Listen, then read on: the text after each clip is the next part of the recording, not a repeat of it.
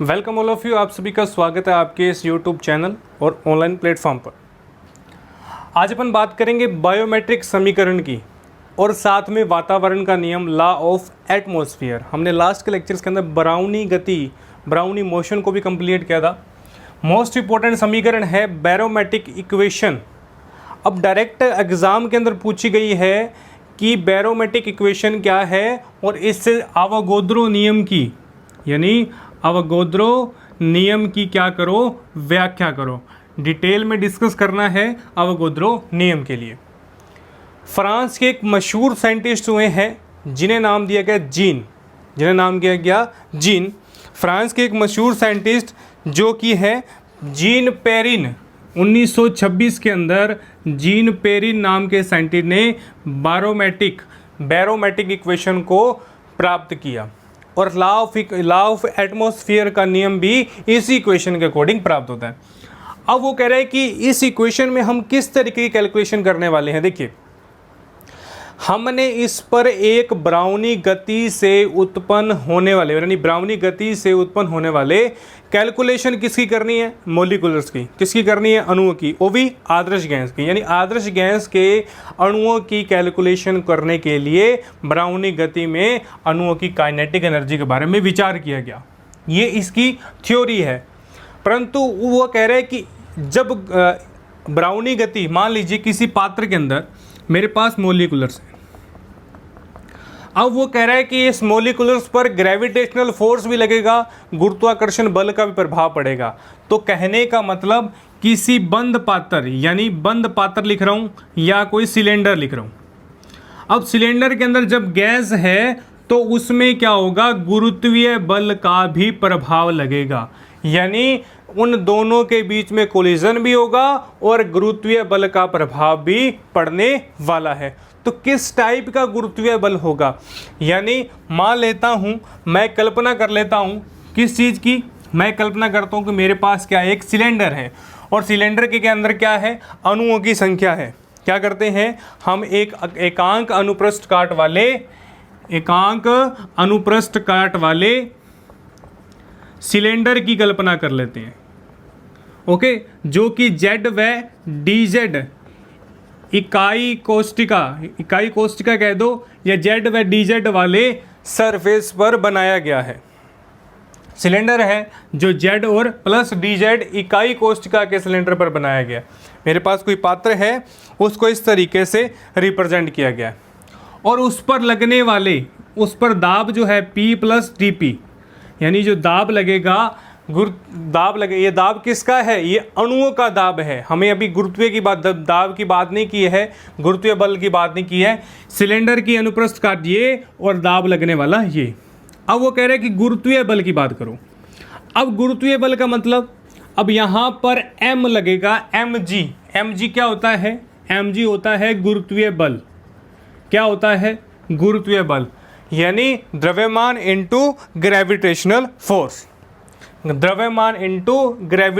Force, ये तो हुआ गुरुत्वीय बल।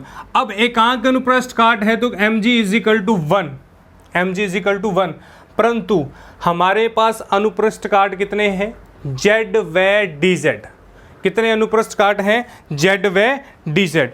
तो कोई ना कोई किसी ना किसी डेंसिटी पर गुरुत्वीय लगेगा और डेंसिटी रो है और डी जेड इकाई पर हमारे पास कौन सा फोर्स लगेगा, mg लगेगा। यानी गुरुत्वीय जो बल है वो स्मॉल g और घनत्व और z डायरेक्शन यानी dz अल्पांश पर क्या लगने वाला बल। तो मेरे पास एक इक्वेशन प्राप्त होगी, कौन सी, mg वाली। सिंपल सा कॉन्सेप्ट है, हमने mg निकालना है। mg का मतलब गुरुत्वीय बल किस पे लगेगा, g जो ग्रेविटेशनल फोर्स अणु पर लग रहा है, डेंसिटी कितनी है सिलेंडर के अंदर और dz कितना है उसका सरफेस एरिया। तो ये मेरे पास क्या होगी, इक्वेशन एक प्राप्त होगी। अब वो कह रहे हैं सिलेंडर को संतुलित बनाने के लिए, सिलेंडर को संतुलित भी बनाना है, संतुलित बनाएंगे तभी तो हम क्या कर सकते हैं, सिलेंडर में स्टोर कर सकते हैं। जो हमारे घरों में जो सिलेंडर है उसके अंदर हालांकि गैसेस अलग हैं, परंतु उसको एक संतुलित अवस्था के अंदर बनाया जाता है ताकि हमारे पास एक बैलेंस में रहे, कोई विस्फोटक ना हो पाए, ना गैस बाहर जा पाए और ना बाहर की गैस अंदर आ पाए। अब इसके लिए पहले मेरे पास क्या था, पहले मेरे पास P प्लस dP जो मेरे पास ये बल है, और माइनस का P, इसे संतुलित बनाने के लिए जो P जो है, जो दाब है, वो क्या करेंगे, माइनस करेंगे, प्लस का जो अब यहाँ पर देखिए, अब यहाँ पर मेरे पास जो पॉजिटिव है कैपिटल स्मॉल जी रो डी जेड, ये क्या है, गुरुत्वीय बल। क्या है, गुरुत्वीय बल।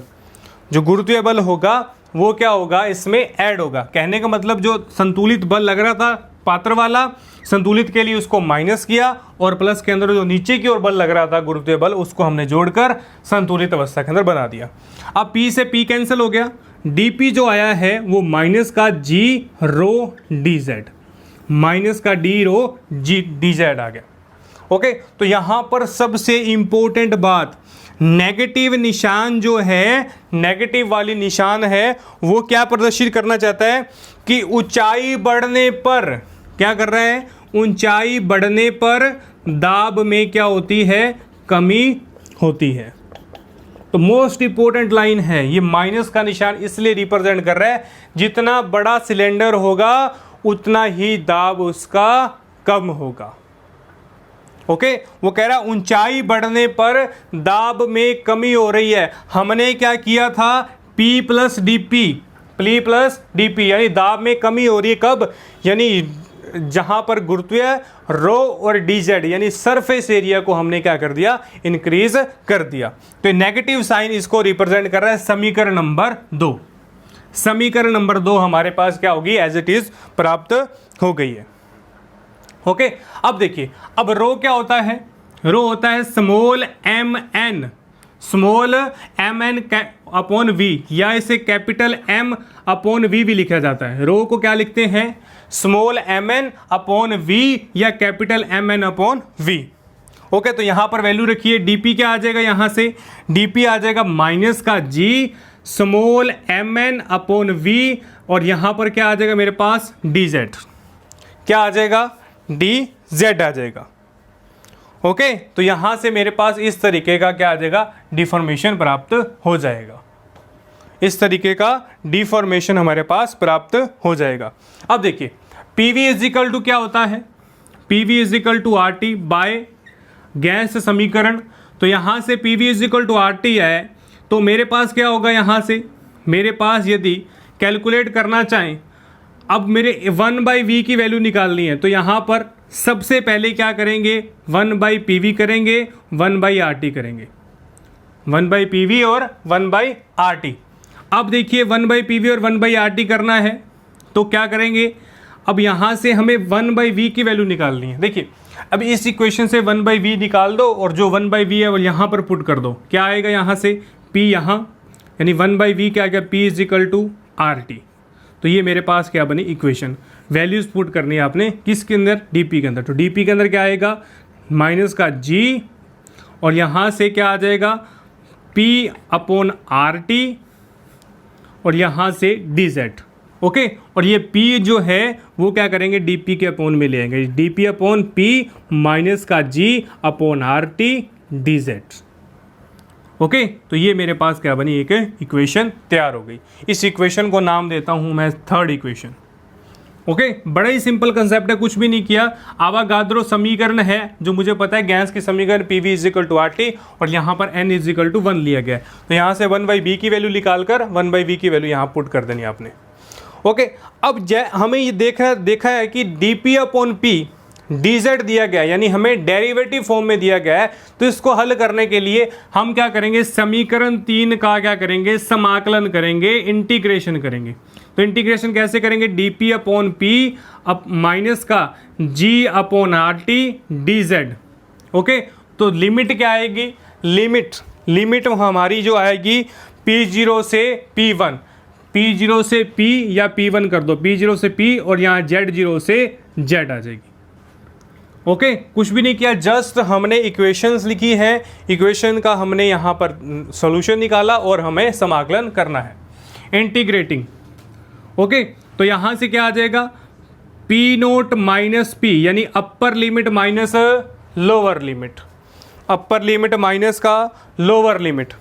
ओके, यानी जो dP है लोग, अब देखिए 1/P का क्या होता है, लोग P upon P note, okay, minus का G अपॉन RT, यानी G भी कांस्टेंट है, गुरुत्वीय नियतांक कांस्टेंट है, R भी कांस्टेंट है और टेम्परेचर भी कांस्टेंट। और यहाँ पर क्या आ जाएगा, dz का क्या आ जाएगा, z माइनस का z नोट, z माइनस का z नोट आ जाएगा। ओके, तो यहाँ से P अपॉन P नोट करेंगे तो लोग जो है वो e की पावर में चल जाएगा, तो G अपॉन RT, यहाँ z माइनस का z नोट। तो ये मेरे पास एक फॉर्मूला प्राप्त हो गया। और यदि हमें p कैलकुलेट करना है तो p नोट e की पावर माइनस का g upon RT, z minus z note. और ये क्या हो जाएगा, ये दाब आ जाएगा, किसका दाब, सिलेंडर का दाब, जब गुरुत्वीय त्वरण हमारे पास लग रहा है। ओके, तो ये दाब की इक्वेशन हमारे पास एज इट इज प्राप्त हो गई। और इसे ही हम क्या कहते हैं, वातावरण का नियम कहते हैं। तो इसे हम क्या कहते हैं, वातावरण का नियम कहा जाता है। ओके, इसे हम क्या कहते हैं, वातावरण का नियम कहा जाता है। तो आरटी फॉर्म के अंदर हमारे पास जो है वो हमारे पास ये इक्वेशंस प्राप्त होती हैं आरटी फॉर्म के अंदर। अब यहाँ देखिए, अब आरटी फॉर्म के अंदर तो हमें इक्वेशन प्राप्त होगी, परंतु अब जो Mn2G है, यानी जो हमें मास द्रव्यमान का जो मास है, हमने यहाँ पर Mn जो है, Mn हमने Mn की वैल्यू 1/v रखी है, परंतु जो Mn इसके साथ था वो Mn क्या बनेगा, वो Mn एक तो मास, कौन सा मास, गुरुत्वीय मास, कौन सा मास, गुरुत्वीय मास। अब यहाँ पर हमने m और n भी क्या कर देने हैं, m और g का मल्टीप्लाई भी कर देना है। तो यहाँ पर m और स्मॉल g का मल्टीप्लाई, m का मल्टीप्लाई भी आपने कर देना है। तो यहाँ पर हमारे पास एज इट इज m प्राप्त होगा, mg अपॉन RT, क्योंकि जो मास है वो ऑलरेडी हमारी इक्वेशन के अंदर कंटिन्यू चल रहा है। तो ये वातावरण की इक्वेशन हमें प्राप्त यहाँ पर होती है। तो यहाँ लिख दीजिए वातावरण की इक्वेशन। चलिए अब हम बात करें बैरोमेट्रिक इक्वेशन की। वातावरण की समीकरण तो हमने निकाल दी, परंतु बैरोमेट्रिक इक्वेशन क्या है, बैरोमेट्रिक इक्वेशन क्या है, उसको फाइंड करने का पैटर्न क्या रहेगा। देखिए, बैरोमेट्रिक इक्वेशन को सोल्व करने के लिए हम एक सिलेंडर की अनुप्रस्थ काट क्षेत्रफल यानी कोलाइडल निम्बल, कोलाइडी कणों की बात करते हैं, जिसके अंदर हमारे पास एक फॉर्मूला है जो आपने याद रखना है, m बराबर 4/3 पाई r क्यूब d माइनस का d डैश। ओके, ये आपने फॉर्मूला याद रखना है। ये किसके लिए होता है, कोलाइडी कणों के लिए, यदि पार्टिकल्स के अंदर कण जो हैं वो कोलाइडी हैं। ओके, अब यहाँ पर p equal to P naught e की power mg upon RT z minus का z नोट। ओके, और हमने m की जगह ये वैल्यू रखनी है, तो रखिए आप क्या करेंगे, p नोट e की पावर 4/3 पाई r क्यूब d माइनस का d dash g z minus का z नोट। तो ये हमारे पास क्या आ गया, एक डिफॉर्मेशन आ गया। ओके, ये हमारे पास क्या आ गया, डिफॉर्मेशन की एक इक्वेशन हमारे पास प्राप्त, जहां r क्या है, रेडियस है, r क्या है, रेडियस यानी त्रिज्या की बात अपन कर रहे हैं। r क्या है, रेडियस है, जहां पर हम त्रिज्या की बात को कर रहे हैं।